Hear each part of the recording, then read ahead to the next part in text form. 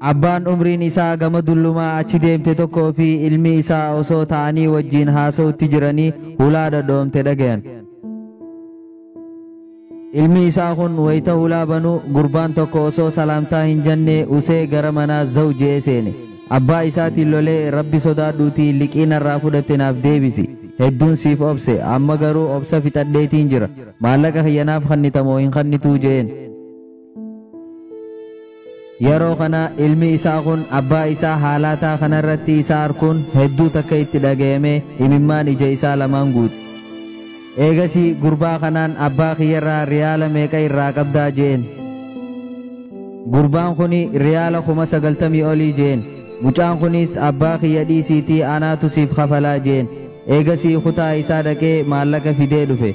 Maallaqni kun riyaala 27 qofa. Maallaqa aruuza isaatiif jecha kan obsaan walitti qabate. Garuu yeroo abbaa isaa haalaataa hamaa kana keessatti arke mucaan kun garaan isaa dadhabee maallaqa kana gurbaa kanaaf kanne. Inshaallah waan hafees dhiheenyatti siif kanninaatii nu eegii jeen. Abbaan isaa kun hedduu takka itti dhagayamee boo'e. Ilmi isaa kun maallaqa kana osoo itti haajamu liqii abbaa isaa kana kafaluudhaaf kanne. Eegasii yaa abbaa kiyya maallaqni kun sirra naaf hin caaluu jee itti marame. Guyyaa itti aanu saahibni mucaa kanaa bakka hojii isaatti itti dhufee akkana jeen. Kaleessa abbaan qabeenyaa kaniin ani beeku tokko natti dhufee nama dalagaa irratti akkaan faxinaa kan amantaa qabu naaf barbaadiinaan jee natti dhaamee qote. Yeroon itti yaade nama sirra amantaa qabu waa hin agarre. Akkam jettu yoo isaa hojii daleeydee jeen. Fuulli mucaa kanaa ifee abshir dalagaa tananiin barbaadaa jeen. Eegasii guyyaa itti aanu mucaa kanaa fi abbaan qabeenyaa kun walitti dhufanii waan tokko waa'ee muuxannoo isaarraa gaafateen. Eegasii mindaan kee meeqaa jeen. Ji'atti meeqatti dalagaa turtee jeen. Gurbaan kunis ani dalagaa 5,000 dalagaa jeen. Abbaan qabeenyaa kunis deemiitii meeshaa kee qopheeffadhu boru hojii ni jalqabda.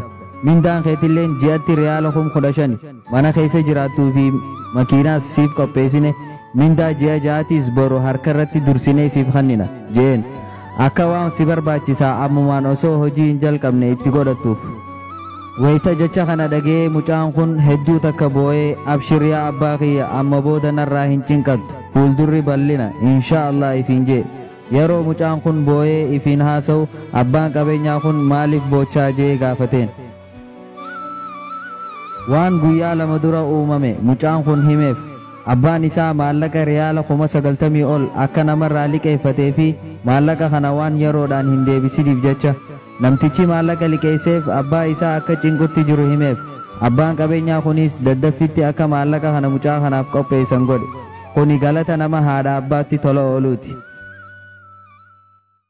ما عندكم ينفد وما عند الله باق ولنجزين الذين صبروا أجرهم بأحسن ما كانوا يعملون من عمل صالحا من ذكر أو أنثى وهو مؤمن فلنحيينه حياة طيبة ولنجزينهم أجرهم بأحسن ما كانوا يعملون. السلام عليكم ورحمة الله وبركاته. خبجمتوتا هردفتوتا چاينال ودا نيشن نگيني ربي قدا بكما جرتن هندتي سنهاقو ورين چاينال خناف هاري تاتن يوتيوب رتي چاينال خينيا ودا نيشن سبسكرايب نفقودا اكسما فيسبوك رتي پیجي خينيا ودا نيشن لايك نفقودا يادا خيسانيس كومنت رتي نفبرسا